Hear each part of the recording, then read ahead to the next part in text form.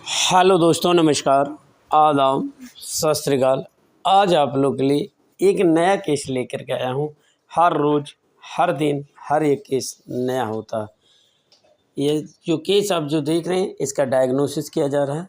इसका टेम्परेचर है जो नॉर्मल है।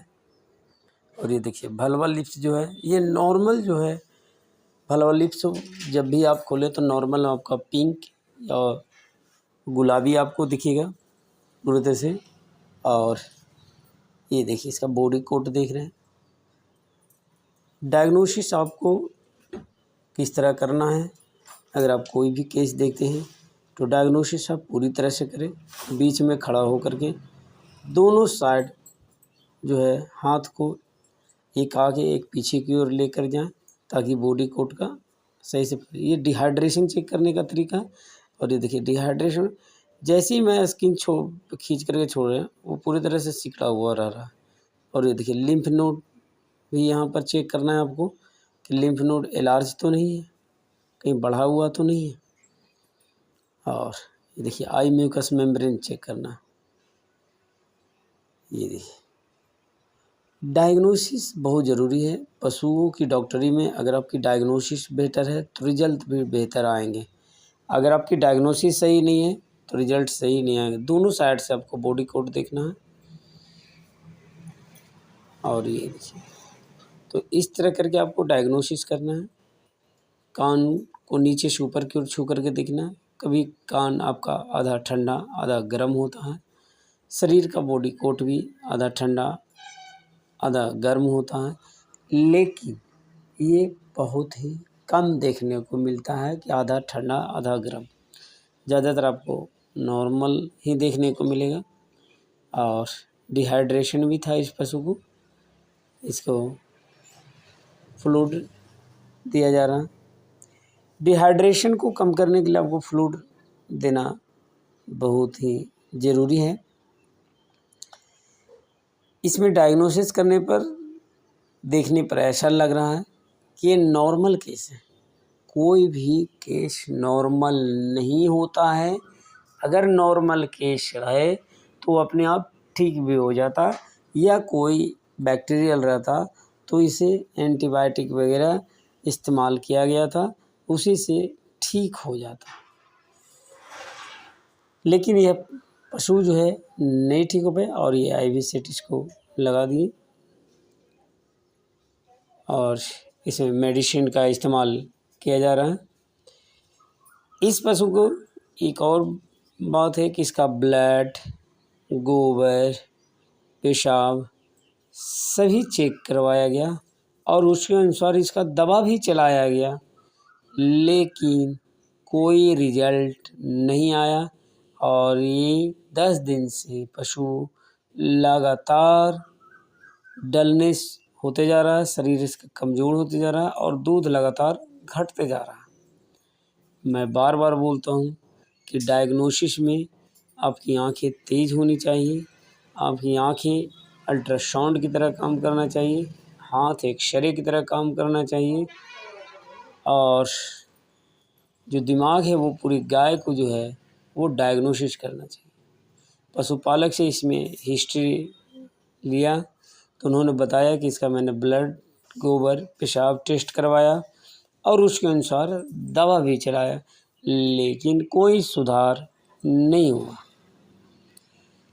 उसकी सबसे बड़ी वजह है कि डायग्नोसिस सही नहीं होने के कारण है कि इसका जो दवा चलाया गया उससे रिजल्ट नहीं आ पाया।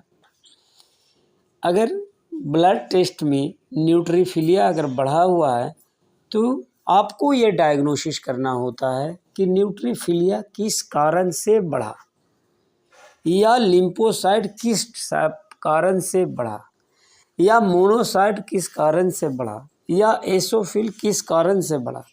अगर ये आपको पता नहीं है तो ब्लड रिपोर्ट देख करके आप क्या इलाज कर सकते हैं। सबसे बड़ी चीज़ ये होती है। अभी अल्ट्रासाउंड एक्सरे तो हुआ नहीं है कि इसका आपको अंदर से पता चले कि कहाँ पर इन्फ्लामेशन है जिसके कारण न्यूट्रोफिलिया बढ़ गया, या कितनी पुरानी बीमारी है या नया बीमारी है कि न्यूट्रोफिलिया बढ़ गया कि घट गया। तो इस तरह करके आपको डायग्नोसिस के बारे में पूरी जानकारी होनी चाहिए, तभी जो है पशु को ठीक होने में समय नहीं लगता है।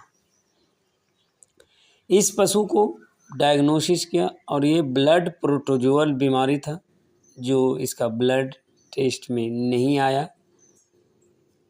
उसकी और भी हो सकता है कारण हो, क्योंकि पशुपालक के द्वारा बताया गया कि ये 10 दिन से बीमार हैं। बहुत लोगों का तर्क होता है कि अगर दवा दिया जाए उसके बाद ब्लड टेस्ट करवाया जाता है, जिसके कारण रिपोर्ट में नहीं आता। लेकिन डायग्नोसिस में आप देख रहे होंगे कि ये भलवा लिप्स जो है वो अभी पूरी तरह से पिंक है। इसके कारण ये नहीं लग रहा है कि ब्लड प्रोटोजोआ बीमारी है, लेकिन इसे डायग्नोसिस किया गया। डायग्नोसिस में ब्लड प्रोटोजोआ बीमारी था। इसमें ब्लड प्रोटोजोआ में ट्रिपनोसोमा, थैलेरोसिस, एनाप्लाज्मा, बवेशिया अक्सर देखने को मिलता है। खास करके क्रॉस ब्रीड की गाय हो और शरीर में जू और चिचड़ियाँ हों तो ये देखने को मिलता है। लेकिन इस पशु में जो है जू चिचड़ी भी बहुत कम देखने को है, जिसके कारण डायग्नोसिस में दिक्कत हुआ।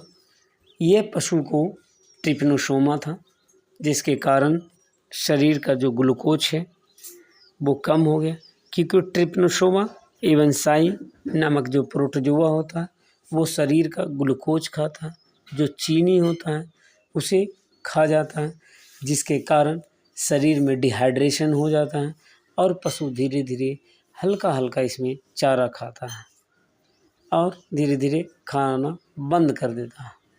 इस पशु का इलाज इस प्रकार किया गया, इसमें फ्लूइड दिया गया। फ्लूइड में इसमें DNS, रेंटोज और बैक्ट्रोज से मिला करके दिया गया। साथ में ट्राइबीवेट का इस्तेमाल किया गया, टोनोफास्पेन का इस्तेमाल किया गया, क्योंकि टेम्परेचर इसमें नॉर्मल था, 101.7 था, और एनाल्जासिक भी दिया गया और इसमें डायमिनाजिन का भी इस्तेमाल किया गया। इतना देने के बाद देखिए ये पशु तुरंत चारा खाने लगी। तो इस तरह का अगर आप डायग्नोसिस करते हैं तो इस तरह का आपके रिजल्ट भी आते हैं।